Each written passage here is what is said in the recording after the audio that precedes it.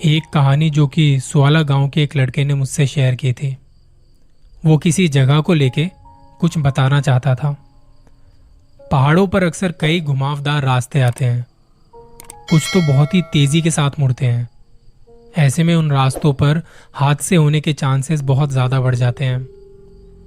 सुआला गांव के बारे में वैसे तो कई कहानियां हैं। उसे भूतों का गांव भी कहा जाता है। पहाड़ों पर बसा एक खूबसूरत सा गांव, और वहां तक पहुंचने के लिए जो रास्ता है वो बहुत घुमावदार वाला रास्ता है। इन रास्तों पर या तो कोई ऐसा ड्राइवर गाड़ी चला रहा है जिसे पहाड़ों पर चलाने का एक्सपीरियंस नहीं है, या जिन्होंने थोड़ी पी रखी है। ऐसे लोगों के साथ हादसे थोड़े ज्यादा होते हैं। तो ये कहानी कुछ ऐसी ही है जिसमें जिक्र है उस जगह के बारे में। तो इस लड़के ने बताया कि कुछ लोग उसी रास्ते से होते हुए जा रहे थे।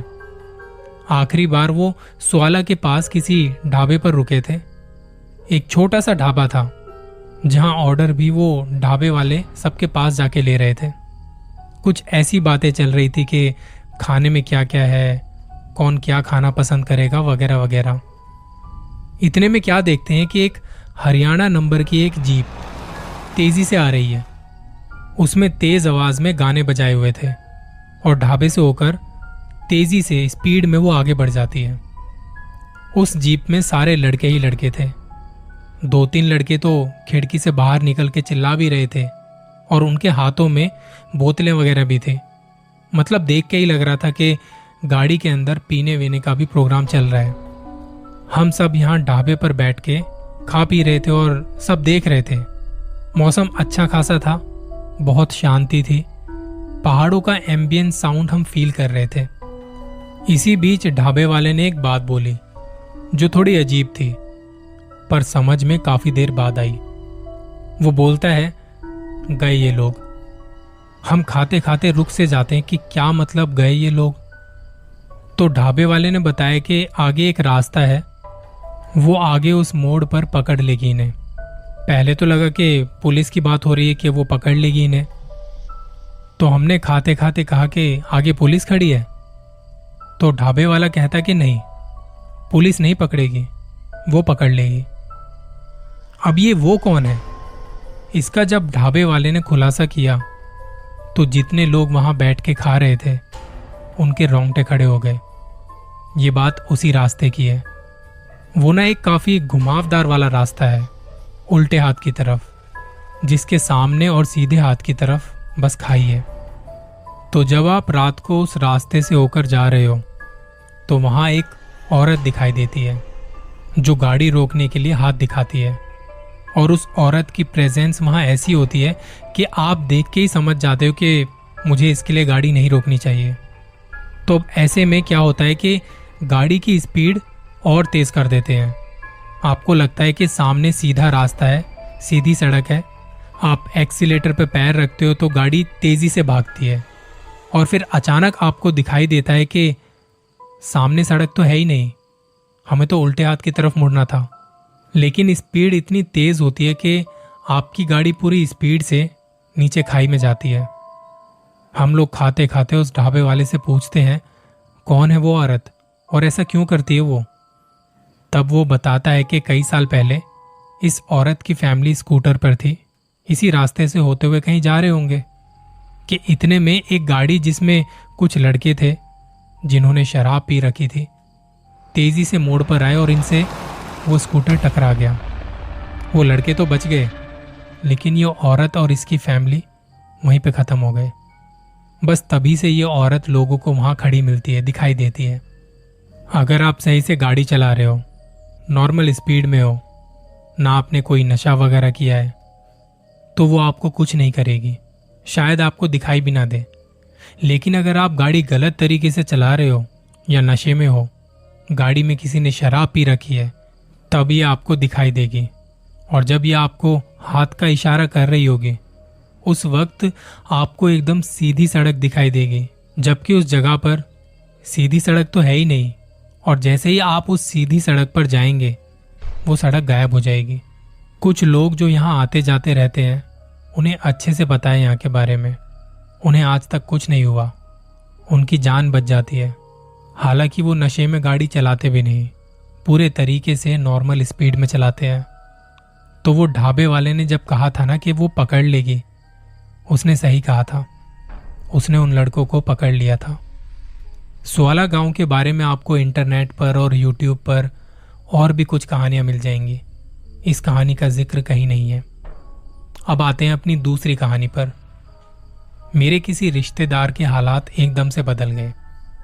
मेरे एक अंकल जी हैं जिनके पास आज शाम क्या बनेगा इतने तक के पैसे नहीं होते थे। उनके यहाँ अब एकदम से नया नया सामान आने लगा। ये देखकर हर कोई हैरान था कि ऐसा कैसे। सबके मन में बस एक ही बात रहती थी कि अंकल जी के हाथ ऐसा क्या खजाना लग गया। अंकल जी को पहले से ही पूजा पाठ का बड़ा शौक था और अच्छी बात है, होना भी चाहिए। पर फिर बड़े होते होते उनका वो शौक तंत्र मंत्र और साधनाओं में बदल गया और इसी के चलते उन्होंने एक यक्षिणी को अपने पास बुला लिया, क्योंकि वो काफी समय से इसमें लगे हुए थे। पर उन्हें सफलता काफी देर बाद जाके मिली। उनसे वो कोई भी सवाल पूछते, उन्हें जवाब मिलता।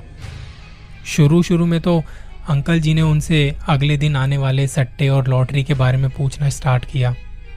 पर धीरे धीरे उनका लालच बढ़ता चला गया और जब धीरे धीरे ये बात आसपास में फैली तो सबसे पहले उनके पड़ोसियों ने इस बात का फायदा उठाया। वो लोग उनके पास जाके अपना भविष्य पता करने लगे और अंकल जी की बताई गई बात सारी सच होती थी। अब लोग उनके बारे में जानने लगे। दूर दूर से लोग उनके पास आते। घर के बाहर बड़ी बड़ी गाड़ियां खड़ी रहती। देखते ही देखते उनके 2 छोटे कमरों का घर एक बड़ी हवेली बन चुका था। और इसके बाद फिर वही हुआ जो ऐसा अक्सर किस्से कहानियों में सुनने को मिलता है कि एक दिन वो यक्षिणी अंकल जी से नाराज हो गई। मानो अंकल जी अब पागल से होने लगे थे। वो खुद से बातें करते, रात रात भर चीखते रहते, मानो किसी से अपने किए के लिए माफी मांग रहे हो। अपने कानों में उंगली डाले रखते, रुई डाले रहते, जैसे कि बाहर के शोर से ज्यादा उन्हें किसी और चीज का शोर सुनाई दे रहा है। एक दिन उनके कानों से खून बहना शुरू हो गया। वो यक्षिणी उनके कानों में दिन रात बिना रुके थके चीखती रहती। उनके घर वालों ने उन्हें ना जाने कहां कहां दिखाया। बड़े से बड़ा डॉक्टर, साधु महाराज, तांत्रिक सबको दिखाया, लेकिन उनकी बीमारी किसी के पकड़ में नहीं आई। उन लोगों ने अंकल जी की हालत देख के उनसे मिलने से भी मना कर दिया। अंकल जी और उनका पूरा परिवार अब बस यक्षिणी की मुट्ठी में था। कहा जाता है कि यक्षिणी को खुश करना उसे सिद्ध करने से भी ज्यादा मुश्किल होता है। वो अपने साधक को किसी भी और औरत के साथ बर्दाश्त नहीं कर सकते, फिर चाहे वो उसकी घर की बहू बेटी ही क्यों ना हो। और अंकल जी की तो 2 बेटियां थीं। वैसे तो अंकल जी ने साधना के टाइम से ही अपने परिवार वालों से दूरियां बना ली थी और सिद्धि हासिल करने के बाद से तो वो अपनी बीवी के साथ रहते तक नहीं थे। जब घर बड़ा बनवाया तो उन्होंने अपने लिए एक अलग कमरा भी बनवा लिया था जिसमें किसी का भी जाना मना था। उनकी हालत दिन पे दिन खराब होती चली जा रही थी। वो रोज अपने कमरे में बैठे शराब पीते, चीखते चिल्लाते, जैसे कि किसी से लड़ रहे हों। माफी मांगते कि मुझसे गलती हो गई है, मुझे छोड़ दो। और बोलते बोलते उनके कानों से खून निकलना शुरू हो जाता। वो पागल हो चुके थे। जो परिवार गरीबी में भी खुशी से रह रहा था, अब बड़ा घर और तमाम सुख सुविधाएं होने के बाद भी अंदर से खत्म हो चुका था। वो यक्षिणी बार बार उन्हें कहती कि मैं तुझे और तेरे परिवार को खत्म कर दूंगी। वो बताती कि तेरी बेटियां किस तरह मरेंगी। अंकल जी उस पागलपन में कभी अपने कान बंद कर लेते, कभी अपने बाल नोचते। उनकी बीवी और बेटियों से ये सब देखा नहीं जाता। एक दिन उनकी बीवी ने उनको उन्हीं के कमरे में बंद करके बाहर से ताला लगा दिया। जब उन्हें खाना देना होता तभी दरवाजा खुलता था। उन्होंने ऐसा इसलिए किया ताकि उनकी बेटियां अपने बाप की इस हालत को ना देख पाए। पर उनकी बेबसी की आवाजें वहां गूंजती रहती थी। और फिर एक रात वहां खामोशी छा गई। सुबह उनकी लाश उसी कमरे में मिली। एक लोहे का सरिया उनके कानों से आर पार किया हुआ था। उनको गुजरे आज कई साल हो चुके हैं। आज उसी कमरे के सामने बैठकर मैं ये कहानी लिख रहा हूं उनके कमरे पर नजर जाती है तो उनकी याद आ जाती है। उनका रोना डरावने सपनों का रूप लेकर आज भी मुझे सुनाई देते हैं। उनके घरवाले अब इस बारे में किससे बात नहीं करते, पर हमें पता है कि अंकल जी ने खुद ऐसा किया था ताकि उनके परिवार पर कोई आंच ना आए। इन सब चीज़ों को, शक्तियों को उनकी दुनिया में रहने दो। उनकी एक अलग दुनिया है।